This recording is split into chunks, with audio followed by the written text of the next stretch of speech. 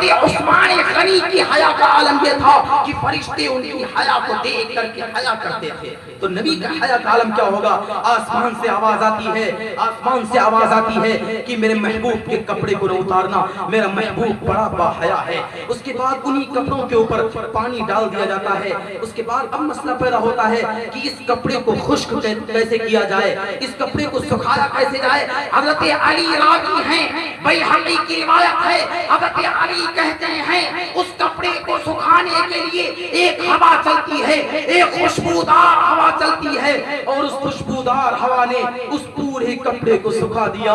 حضرت علی کہتے ہیں اس جیسی خوشبو نہ میں نے پیدائش سے لے کر کے اب تک نہیں دیکھی. وہ جنت سے ہوا اللہ نے بھیجی تھی. پھر اس کے بعد اختیار میں ان کو اپنا امام بنا دیا. صدیق اکبر پھر کھڑے ہوتے ہیں. یہی صدیق اکبر اگر نہ ہوتے تو اس وقت امت کا شیرازہ بکھرتا تھا. امت کو ایک اتحاد پر قائم کرنے والا، امت کو اتحاد کے اوپر قائم کرنے والا صدیق اکبر پھر کھڑا ہوتا ہے، اعلان کرتا ہے اے لوگوں، نبی کی نماز جنازہ کی امامت نہیں ہوگی. کس کے سینے میں بال ہے کہ نبی کی نماز جنازہ کی امامت کرے؟ امام الانبیاء سو رہا ہے، پوری دنیا کا امام سو رہا ہے، کون اس کی امامت کرے گا؟ تنہا تنہا فرادہ فرادہ انفرادی طور پر نبی کی نماز جنازہ پڑھنا. اور یہ لوگوں جب نبی کی نماز جنازہ کے لیے جانا تو یہ دعا نہ پڑھنا اللہم اغفر لحینا ومیتنا الی آخرہ. اس دعا کا مطلب یہ اللہ مجھے بھی بخش دیجئے اور اس مردے کو بھی بخش دیجئے. نہیں، نبی تو بخشے بخشائے ہیں، نبی تو معصوم ہیں. نبی کی سفارش سے ہزاروں لاکھوں گنہگار امتی بخشے جائیں گے. اس لیے یہ دعا پڑھنا جب نبی کے دربار میں پہنچنا تو بھکاری بن جانا اور کہنا یا رسول اللہ قد اتیت الامانہ وبلغت الرسالہ وکشفت الامہ ونصرت الامہ ولو انہم اذ ظلموا انفسہم الی آخرہ. یا رسول اللہ آپ نے نبوت کا حق ادا کر دیا، آپ نے رسالت کا حق ادا کر دیا. میں گنہگار ایک گناہوں کی گٹھری کو لادے ہوئے آپ کے دربار میں حاضر ہوا ہوں. اے اللہ کے رسول قیامت کے میدان میں میرے لیے سفارش کر دینا. یہ دعا تھا.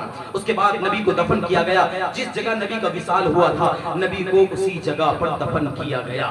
اس کے بعد اب سنو، علماء دیوبند کا عقیدہ ہے قاسم العلوم والخیرات حجت الاسلام حضرت مولانا قاسم نانوتوی اپنی کتاب تحذیر الناس کے اندر لکھتے ہیں کہ نبی اپنی قبر میں زندہ ہیں، شہید بھی زندہ ہے، لیکن نبی کی حیات اور نبی کی زندگی شہید کی زندگی سے اقویٰ ہے، شہید کی زندگی سے اقویٰ ہے. اگر ہم یہاں نبی پر درود و سلام بھیجتے ہیں تو نبی کے پاس فرشتے لے جا کر کے قبر میں پیش کرتے ہیں اور نبی جواب دیتے ہیں. لیکن اگر کوئی شخص مدینے میں جا کر کے گنبد خضرا کے سائے میں کھڑے ہو کر کے نبی کے سامنے درود پیش کرتا ہے اور کہتا ہے صلاۃ والسلام علیک یا رسول اللہ، تو نبی اس کی صلاۃ و سلام کو سنتے ہیں، اس کے بعد اس کا جواب دیتے ہیں. یہ نبی کا مقام ہے، یہ نبی کا مرتبہ ہے، یہ نبی کا تقدس ہے. بتاؤ ایسے نبی سے محبت کرنا فرض ہے کہ نہیں فرض ہے؟ نبی نے فرمایا واللہ لا یؤمن حتی اکون احب الی من والدہ وولدہ والناس اجمعین. اللہ کی قسم اس وقت تک تم کامل مومن نہیں ہو سکتے جب تک تمہارے دل میں میری محبت اپنی جان سے زیادہ، اپنے مال سے زیادہ، اپنی آل و اولاد سے زیادہ نہ ہو جائے. یاد رکھو نماز دن میں 5 مرتبہ فرض ہے، روزہ سال میں 1 مہینے کے فرض ہیں، لیکن نبی سے محبت کرنا، نبی سے عشق کرنا، نبی کی غلامی کرنا یہ ہر وقت فرض عین ہے. جو سانس نبی کی محبت کے ساتھ نکلے وہ سانس مومنانہ ہے، اور جو سانس نبی کی محبت کے بغیر نکلے وہ سانس کافرانہ ہے. لیکن آج تو سب دعویٰ کر سکتے ہیں کہ ہم محبت کرنے والے ہیں، ہم محبت کرتے ہیں. محبت کی پہچان کیا ہے؟ نبی نے خود بیان فرمایا من احبنی ومن اطاعنی ومن اطاعنی معی فی الجنہ. جو مجھ سے محبت کرے گا اس کی علامت یہ ہے کہ مجھے اتباع کرے گا، میری سنتوں پر عمل کرے گا، میرے نقش قدم پر چلے گا، میری غلامی اختیار کرے گا، وہ اصل عاشق رسول ہے. نعرہ لگانے والا، جلوس نکالنے والا، عشق رسول میں یا رسول اللہ کے نعرے لگانے والے عاشق رسول نہیں ہیں. عاشق رسول وہ ہے جس کو خود نبی عاشق کہیں. نبی عاشق اس کو کہیں گے جو نبی کی اتباع کرے گا, نبی کی پیروی کرے گا. آج ہماری زندگی کا ہم جائزہ لیں تو ہم ساری سنتوں کو سبا کرنے والے ہم ہیں.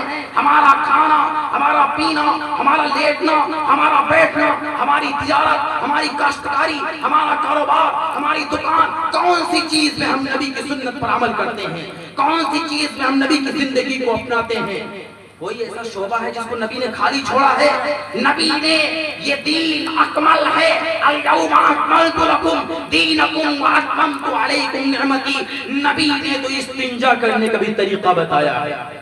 یہودیوں نے یہی تو کہا تھا, ارے تمہارے نبی تو استنجا کرنا بتاتے ہیں. تو صحابہ نے فخر کے طور پر کہا تھا, ہاں ہمارے نبی استنجا کرنا بھی بتاتے ہیں.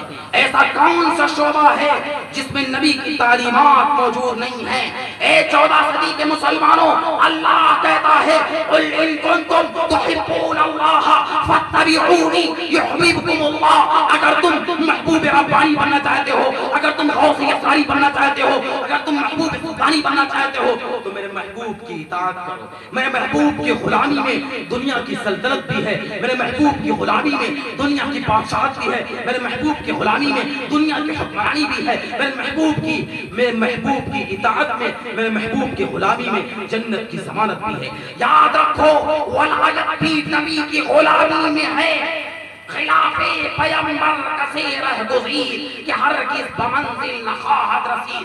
اگر کسی پیر کو دیکھو, کسی فقیر کو دیکھو, وہ سنت پر عمل نہیں کرتا, چاہے وہ ہواؤں میں اڑ رہا ہو یا وہ سمندر کے اندر تیر رہا ہو, کہہ دینا کہ یہ ڈھونگی ہے, یہ ڈھونگی ہے, یہ مکار ہے, یہ فریبی ہے. جو سنت پر عمل نہیں کرتا وہ ولی نہیں ہو سکتا. قرآن کہتا ہے یہ مجاہدہ ہو سکتا ہے, ریاضت ہو سکتا ہے. جوگیوں سے بھی مجاہدے کی وجہ سے بعض ایسی باتیں ظاہر ہو جاتی ہیں جو عام لوگوں سے نہیں ہو سکتی. یہ کمال نہیں ہے. کمال یہ ہے کہ ہماری زندگی نبی کی غلامی بس ہو جائے. ہم اگر تجارت کریں نبی کے طریقے پر تجارت کریں, تجارت تو سب کرتے ہیں, لیکن اگر ہمارے تمام کام نبی کی سنت کے مطابق ہو جائیں تو مومن کا کوئی کام ثواب سے خالی نہیں ہوگا. ہم تجارت کریں اس نیت سے کریں کہ نبی نے حلال کمانے کا حکم دیا ہے اور فضیلت بتائی ہے. التاجر الامین مع الصدیقین والشہداء والصالحین. امانت دار تاجر, ایمانداری کے ساتھ دکان چلانے والا قیامت کے دن صدیقین اور شہداء کے ساتھ ہوگا. اگر ہم اس نیت سے تجارت کریں, اس نیت سے دکانداری کریں تو ہمارا دکان پر بیٹھنا بھی عبادت بن جائے گا. ہم گراہک سے بات کریں گے لیکن فرشتے ہمارے نامہ اعمال میں نیکی لکھ رہے ہوں گے. ہم کسٹمر سے بھاؤ کر رہے ہوں گے لیکن فرشتے ہمارے نامہ اعمال میں نیکی لکھ رہے ہوں گے. اگر ہم گھر میں اپنی خاندی زندگی کو, اپنی ازدواجی زندگی کو, اپنی گھریلو زندگی کو نبی کے طریقے کے مطابق بنا لیں, نبی کے سنت کے مطابق بنا لیں, تو ہمارے گھر میں رہنا, ہمارا بیوی سے بات کرنا, ہمارا بیوی سے دل لگی کرنا, ہمارا بچوں سے بات کرنا, ہمارا بچوں سے مذاق کرنا, یہ سب عبادت بن جائے گا, عبادت بن جائے گا. دین تو بہت آسان ہے. صحابہ اکرام نے نبی کی کس طرح سے اتباع کی تھی. حضرت حذیفہ ابن یمان رومیوں کے یہاں پہنچتے ہیں, دسترخوان لگتا ہے, دسترخوان پہ بیٹھ جاتے ہیں, کھاتے کھاتے ایک لقمہ زمین پر گر جاتا ہے. آپ اس لقمے کو اٹھانے کا ارادہ کرتے ہیں, وہاں بڑے بڑے روم کے بڑے بڑے جو فرما روا موجود تھے. لوگوں نے منع کیا کہ آپ یہاں پر ایسا مت کریں, یہ شاہی دربار کی توہین ہے. تو حضرت حذیفہ ابن یمان نے ایک تاریخی جملہ کہا, فرمایا اتترک سنت حبیبی بہذہ العمقہ. کیا میں ان بیوقوفوں کی وجہ سے اپنے نبی کی سنت کو چھوڑ دوں؟ کیا ان بیوقوفوں کی وجہ سے اپنے نبی کے طریقے کو چھوڑ دوں؟ نہیں, میں اپنے نبی کے طریقے کو نہیں چھوڑ سکتا. اور لقمہ اٹھایا اور کھا لیا. یہ صحابہ نے سنت پر عمل کر کے ہم کو دکھایا ہے. اور اگر ایک سنت پر عمل کریں گے, فرمایا من تمسک بسنتی عند فساد امتی فلہ اجر 100 شہید. جب کوئی سنت مٹ رہی ہو اس وقت اگر کوئی شخص اس سنت کو زندہ کر دے تو اللہ اس کو 100 شہیدوں کا ثواب، کتنے شہیدوں کا؟ 100 شہیدوں کا۔ ہمارے پاس ایک گردن ہے، اگر ہم گردن کو کٹا دیں تو ایک شہید کا ثواب، اللہ کے نام پر اگر گردن کو کٹا دیں تو ایک شہید کا ثواب۔ لیکن اگر ایک مردہ سنت کو ہم زندہ کریں گے تو نبی کا فرمان ہے کہ اللہ 100 شہیدوں کا ثواب ہم کو عطا فرمائے گا۔ یاد رکھو معاشرے کی اصلاح تبھی ہو سکتی ہے جب امت کے ہر فرد کی زندگی نبی کے طریقے کے مطابق ہو جائے۔ ہمیں لوگ دیکھ کر کے پہچان لیں کہ نبی کا یہ غلام جا رہا ہے۔ ہمارے چلنے سے، ہمارے اٹھنے سے، ہمارے بیٹھنے سے، ہمارے دیکھنے سے، ہماری گفتار سے، ہماری رفتار سے، ہمارے چلت فرت سے لوگ یہ جان لیں کہ نبی کا یہ غلام جا رہا ہے، نبی کا جانسار جا رہا ہے۔ میرے بھائیوں، یہ چند گھنٹوں میں جلسے میں بیٹھ جانے سے نبی کی زندگی اور نبی کی پوری سنتیں زندگی میں نہیں آ سکتی۔ اس کے لیے ہم کو اللہ کے راستے میں نکلنا پڑے گا، اس کے لیے ہم کو مجاہدہ کرنا پڑے گا، سیکھنا پڑے گا۔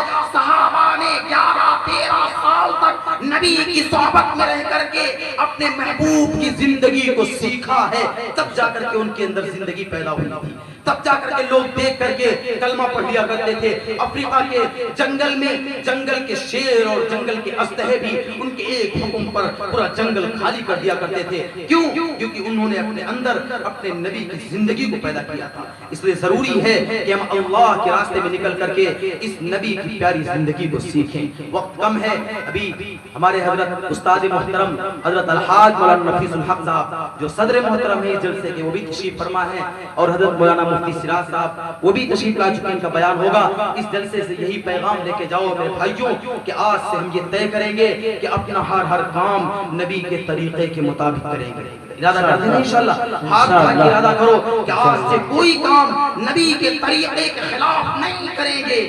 اور علماء سے پوچھ کر کے، سنت آپ کو نہیں معلوم ہے، اپنے مسجد کے امام کے پاس جاؤ، اس سے پوچھو تجارت کی سنت کیا ہے، زراعت کی سنتیں کیا ہیں، دکان پہ پھول ہے تو ہم تیرے ہیں، یہ جہاں چیز ہے کیا لوح و قلم تیرے ہیں۔ قوت عشق سے ہر پست کو بالا کر دے، قوت عشق سے ہر پست کو بالا کر دے، دور میں اسم محمد سے اجالا کر دے۔ وآخر دعوانا الحمدللہ۔